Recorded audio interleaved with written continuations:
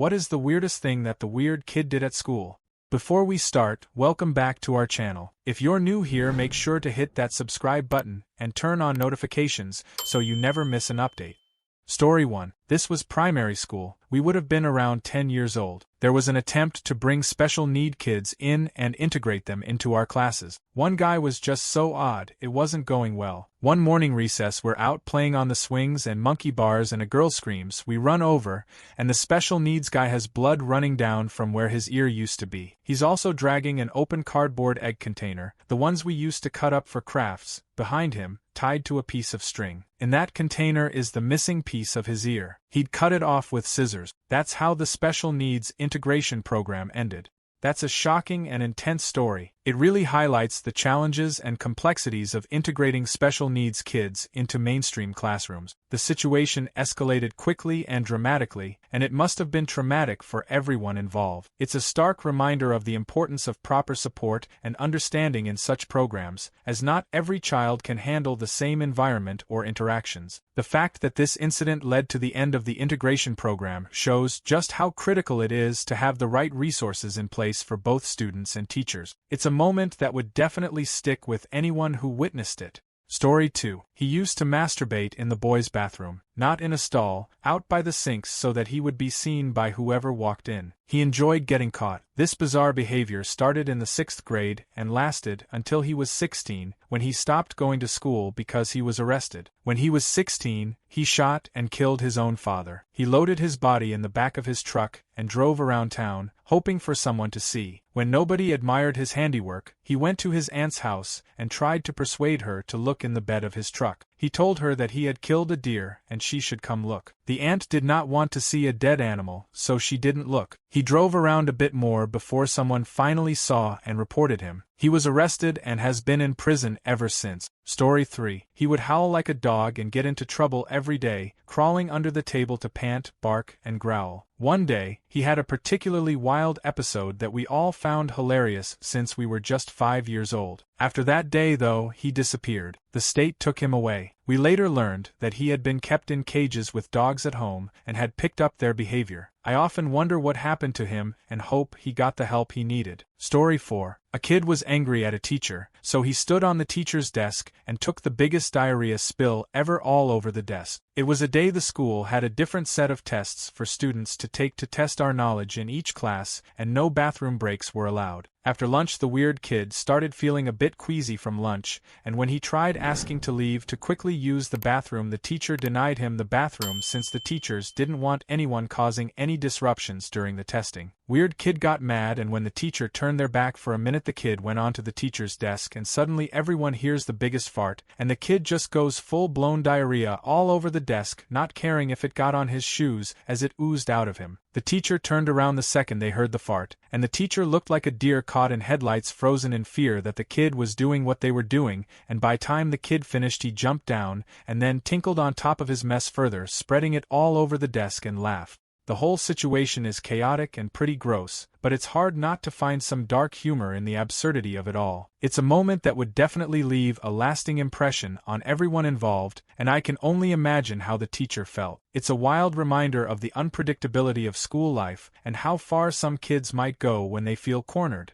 Story 5. There was this guy at my middle school who had an awful smell, just horrifically bad. I can't even remember his real name, but we called him Jock, like a jockstrap. He was a bit odd, and looking back, he might have been on the spectrum. He wasn't a bad person, he just smelled really strong. Nobody really interacted with him much, but during 6th grade, when 9/11 happened on a Tuesday, I had a friend in math class who was really freaking out. His dad was flying from Vegas to Los Angeles, and without instant communication, he couldn't get in touch with him. Jock sat with my friend for hours, reassuring him that everything would be okay. Nobody knew what was happening, but he kept telling him that his dad was fine. As it turned out, his flight had been grounded, and his dad was indeed okay. On that day, Jock turned out to be a little hero and a comforting presence for my friend. Story 6. Back in my school days, it felt like every decade or so, they'd try to integrate all the special needs kids into mainstream classes. They didn't seem to understand that some kids needed to be in separate settings for a reason. In primary school, it all came to a head when a much older and bigger kid, probably around 14, found a large piece of lumber and started swinging it like a baseball bat at other kid. It was total chaos, with everyone running in different directions. We were already scared of this kid due to his violent outbursts, so thankfully, I don't think anyone got hurt. In high school, there was another kid who was placed in our class just in time for sex edition. Back then, spermicidal cream was a hot topic, and when the teacher showed it to us, he grabbed the can and ate a handful of it. Everyone laughed, but then he started screaming and charged to the front of the class, head-butting the blackboard so hard that there was a dent shaped like his forehead for the rest of my time at that school. Now that I'm older, I realize he was probably autistic and experiencing a meltdown. Thankfully, after incidents like that, they finally understood that overwhelmed teachers and regular high school students weren't equipped to manage kids with high need. Story 7. He was in my 7th grade science class. Our teacher was a young woman, 27 years old at the time and hot. During the sex ed portion of the year, in life science, he asked if she'd take her shirt and bra off to show us how to breastfeed. That was an instant trip to in-school suspension. However, it did not end there. Somehow, and I don't know how, he ended up screwing up in school suspension and ended up having to hang around the school vice principal all day. He was the only one we ever saw manage to score the level lower than in school suspension. Story 8. Got drunk off of Southern Comfort. He brought in a Coke bottle, got on top of our American government teacher's desk, went F school, whipped out his D, and took a leak all over the assignments we turned in. That's not the only thing he did. He had Secret Service visit his house. This was when W was president during his first term. He screamed, in the middle of the quad, during lunch break that he was going to harm the president, not in those words. Secret Service visited his house, asked him a series of questions, and told him that because he was a minor, that they were gonna keep a file on him. Last I heard about him, he dropped out of high school and moved with his girlfriend to Chicago, where he started a band. That was 2004 to 2005. Not sure what happened to him. Hope he's doing okay. Story 9. The special needs kid in my 7th grade class leaned into me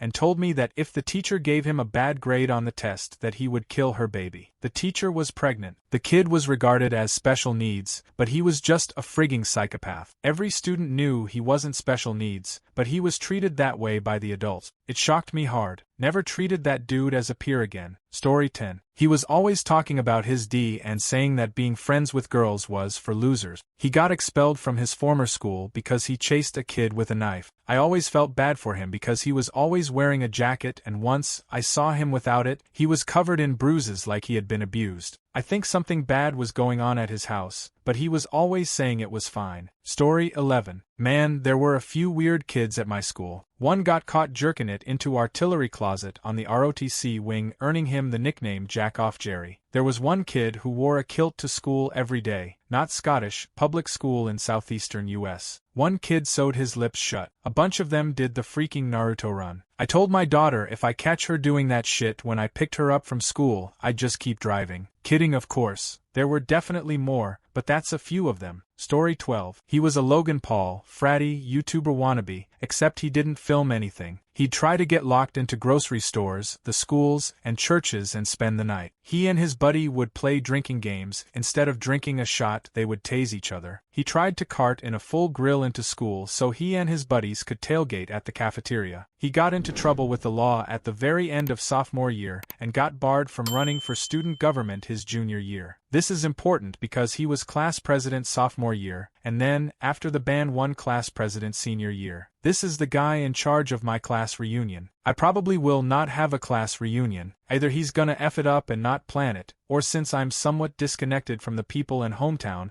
I went to school, he's gonna F up inviting everyone and I won't know it's happening. Story 13. First grade. A boy who ate chalk and a girl who ate paste. They fell in love and were inseparable. The funny thing is that they looked almost exactly like each other. Very skinny, pale white kids, perfectly round heads, and unkempt, straw-colored hair. Picture Peanuts characters come to life. In middle school, a boy would constantly get erections, grin and point at it and say, "Look, I have a horny." Also, in middle school I went to a weird kid's house for a playdate. He got out his father's Playboy magazines, and while flipping through one, told me he had sex with his dog, insisted he wasn't kidding no matter how many times I implored him to say he was kidding. In high school, a friend took a shit on the keyboard of the music teacher's piano. Story 14. There was this one weird kid in elementary school who would climb up on his desk and pull down the sticky fly trap. He would then sit at his desk, pull a fly off one at a time, cover it in white Elmer's glue, and then pop it in his mouth and eat it like some kind of gooey popcorn. After that year I never saw him again. Story 15. A boy shoved a carrot up his butt, used mayonnaise as lube, and took a video of it for the whole school to see. He bragged about it too until he realized that people weren't laughing with him, they were laughing at him. Now he tries to tell people that it never happened, or that the video doesn't exist, or that it was a cucumber instead, but the damage has already been done. Story 16. In grade 9, a dude delivering newspapers in Kitimat, BC decided to make sweet love to a paper recipient's Rottweiler in the backyard and was caught red-knobbed. Fast forward about 12 to 15 years, dude was caught on video with an accomplice having their way with a sexy young filly. Ellen Court later accomplice pleaded, "I was just holding the hay." Story 17. This girl, she was in my last period in 8th grade. She would always say she was related to Hitler and draw swastikas on her arm all the time and say she was a proud German. Also, she would say she had bombs and guns under her basement. She would also make fun of me. Get this, because I had dark hair and I have a Dutch-sounding last name. She would say the weirdest shit like, "Oh, you are not pure. You would get sent into the gas chambers immediately." The most out-of-pocket shit, I swear. Yet she wasn't even blonde herself, she was ginger. I remember practically one scary day. I had been assigned a table with her and another kid that was her friend. She seemed really mad and was quiet the whole class period, and her face was red as hell. Well, the kid next to her says, "Oh, somebody pissed her off." I shit you not, she pulls out this huge frigging journal and starts writing a list of names. I'm not trying to be dramatic, but that was the scariest thing I've seen. I'm also stupid because I never reported her or anything. That's my fault. The funny thing though, I asked her why she stopped being a racist a-hole, and she said, "Turns out, I'm not related to Hitler. My great-grandfather was Jewish prisoner." I don't know if this is common, but this was when I lived in a very small Texas town, so I'm not surprised some shit went down like that. It's unsettling how she used such extreme and inflammatory language, especially for an 8th grader. Kids often experiment with their identities and beliefs, but her fixation on such harmful ideas and the way she targeted Opie is alarming. Story 18. When I was in primary school, we used to have sheep/rams just casually wander around the premises from time to time.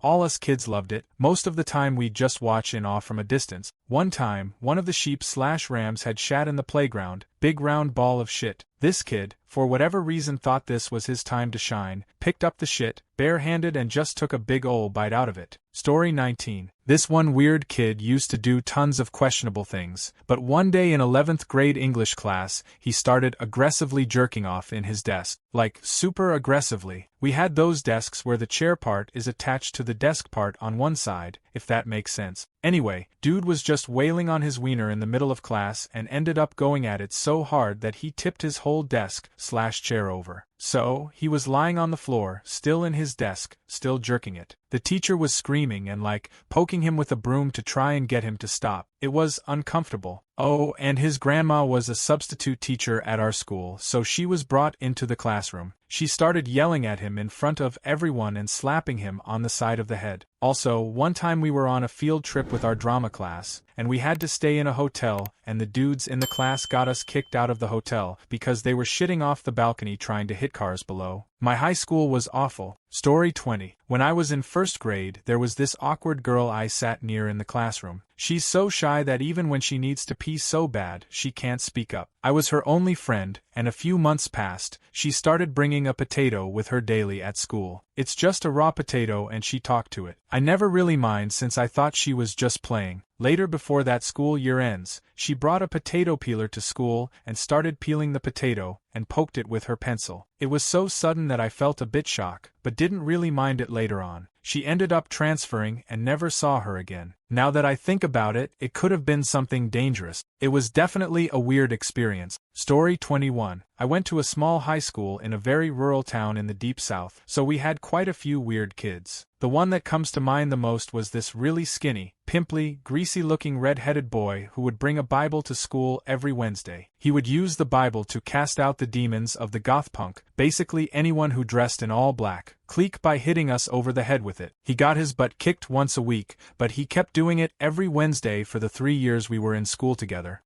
It sounds like that kid had a very particular way of expressing his beliefs, even if it was misguided and disruptive. The fact that he kept bringing the Bible and casting out demons, despite getting pushed back each time, shows a certain level of determination, or maybe a lack of awareness of how his actions were perceived. Story 22. Dropped a firecracker in a baby carriage. Yeah, the baby was in it, getting pushed by his mom. The mom turned out to be the older sister of this bad mother effer in school. Not a mean or outwardly violent guy. Just the type no one would dare mess with. Everyone knew he was going to get his butt kicked. The students, the teachers, the principal, the nurse, the custodians. That day was eerie. There were always a few teachers that would linger for a bit after school, but that afternoon, the staff parking lot was completely vacant 5 minutes after school let out. Not a single adult stuck around. A few students stayed for a show that they never got. The bad mother effer left school early and intercepted the kid on his walk home. The kid didn't show up for 2 weeks, and when he did, he was in pretty bad shape still. No one knew exactly how it went down, but it couldn't have been pretty. He took his lickings though and never complained about it. Story 23. When I was in the 9th grade, we had a musical production, and the cast were doing a rehearsal for the students before opening night with the parents. During one of the musical numbers, this dude straight up ran to the stage and took a huge shit in one of the prop toilet. Everyone was so confused, and they just kept performing until a teacher yanked him off the toilet, while he laughed maniacally. I never enjoyed watching the rehearsals, but it was easily the funniest thing I ever saw. He's a firefighter now. Story 24. Had a kid who I kind of knew in high school. He was definitely just quite strange, and didn't have a lot of friends. The one thing that really cast him aside socially was when a video of him jerking off in the bathroom stall went around. From memory, he was watching some really strange adult films, don't remember what, but pretty vile stuff on full volume. Kind of messed up in hindsight for someone to film that. He also found out where I lived. He had a paper route and saw me one day, and I or my mother caught him not once but twice trying to climb on the roof of my house. The second time he made it up and was looking in my bedroom window when I saw him. The strangest part was that I wasn't even the one who told people that, was gonna keep it quiet because he obviously had some issues. But a few days later people were asking me about it and I found out that he was telling everyone that would listen, super violating. Not sure what happened to him, but he did get quite sexually predatory towards the end of high school to a few people, so probably hasn't ended up in a great place.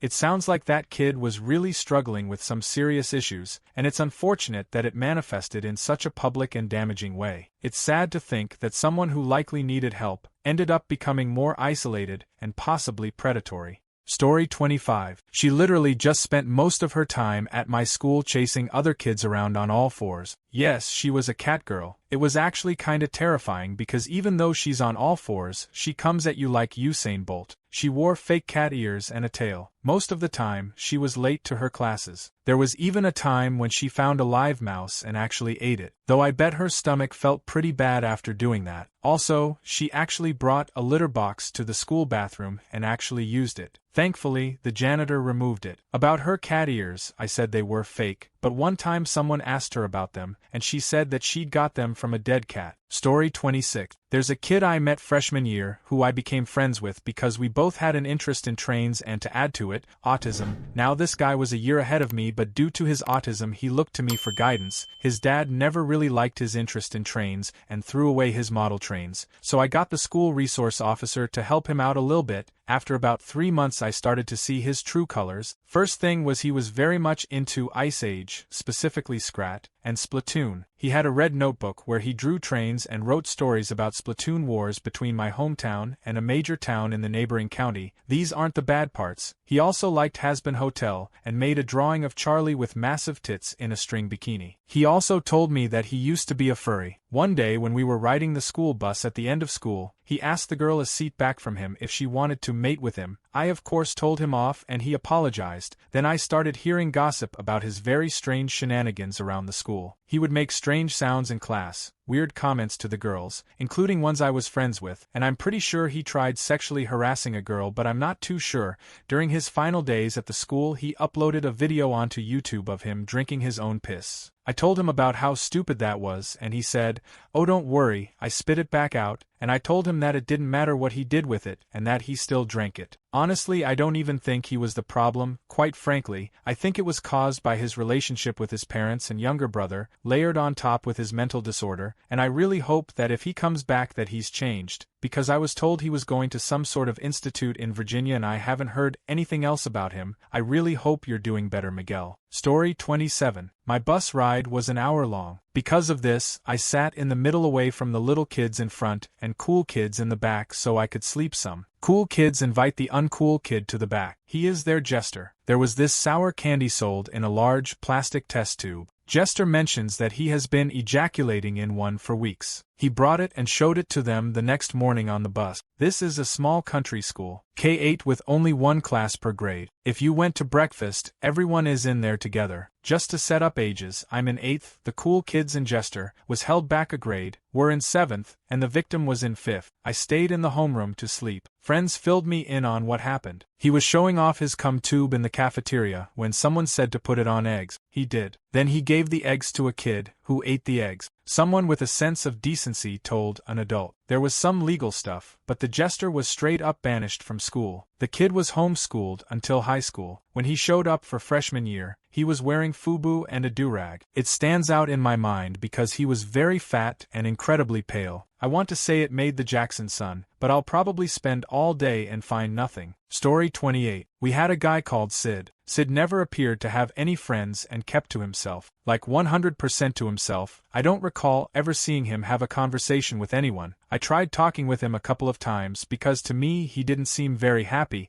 but he just wasn't into talking with people and never made eye contact. Sid always wore a dark blue ski jacket that you could tell hadn't ever been cleaned, and the only time I ever saw him without it was in PE, but the rest of the time, rain or shine, even in the dead of summer, the jacket was on. This was in Central California, and summer/fall got really freaking hot. What I remember most about Sid was walking. He walked everywhere, and it was not uncommon to see him out there, just motoring down the street all over town. The last time I saw Sid was when I moved away, at which point we were both in our early 30s, and there he was, walking, wearing that same blue jacket, walking. That was nearly 30 years ago. I realize now that Sid was probably on the spectrum, but back then there wasn't nearly the level of awareness that we have now. I think about Sid rather often, usually when I'm out for a run, and I wonder if he's still out there walking, if he's happy, if he's doing well. Story 29. He sucked markers pretending they were D. He sniffed his aide's hair. He kicked an old teacher in the back with cowboy boots on. Even at a very young age the rest of the students knew enough to know this lady was old and fragile, and what the F. He would randomly lash out in strings of curse words that were nowhere near age appropriate. One time the teacher made him stand in the corner during nap time. This was preschool, but I shared a school with him till 4th grade, and he freaked out because all the napping students were looking at him because he was having a meltdown. Of course they were. The sadistic teacher, it was the one he had kicked, made the whole class end nap time and stand up and look at him. He freaked the F out and threw a chair and hit another student. Here is where a sad story gets worse though. The school thought he was being sexually abused, but CPS couldn't prove anything. Around 2nd or 3rd grade, he started missing large amounts of school days to go up to his summer house with his elderly parents. It was a cabin in the woods. Slowly these trips became longer and longer till he announced they were moving there full-time. Have not heard anything about him since, not even a Facebook profile to be found. Story 30. A girl I knew would sit in class and sew her fingers together. She didn't go deep, just barely under the skin, but she drew blood at times. She would insist we watch her by throwing paper and stuff at us all while we were trying to pay attention to the teacher. She would also try and get attention by passing out on the playground or at a birthday party. She wouldn't come until we literally went to get the teacher or a parent. Also, at one of my parties, she went outside and let my rabbits out of their cage. No more rabbits. I look back now and realize she had an extremely bad home life that affected her deeply. Wonder how she is as an older adult now? I am curious. Story 31. When I look back at it, I think the weird kids at my school were probably autistic or had some sort of mental health condition, and most of us were too ignorant and uneducated to understand, and we just considered them weird and picked on them. Looking back, it makes me sad to think we probably caused them so much mental distress and anxiety. I'm not proud of that at all. I'm almost ashamed to admit it, but I can't pretend like it didn't happen for me to learn from it. All that being said, there was one kid who would hiss at the kids to try to mess with him, like a cat. That was his way of defending himself and warning you to stay back. He had notebooks full of original anime-themed novels he wrote himself. Looking back, that's pretty impressive for a high school student to be writing literally novels from his own imagination. There was also this girl that the whole school knew as Shrek. She would cling on to people and call them her boyfriend or girlfriend, and people would mess with her by telling her that a certain someone was into her, and without questioning it she would eventually find that person, walk up to them and would try and hug and hold on to them and say that they're her boyfriend. People would act disgusted and push her off and belittle her verbally. It was like a prank that some students would play on a friend to watch them react, all at the expense of her emotional and mental well-being. It was all fun and games to us at the time, but looking back it makes me sick how little compassion and regard we had for another human's feelings. I could not imagine if I had a sibling, nephew/niece, or a child of my own, how it would make me feel to see them be treated that way. Thank you for watching. If you enjoyed this video, be sure to give it a thumbs up, subscribe and hit the bell icon so you never miss an update.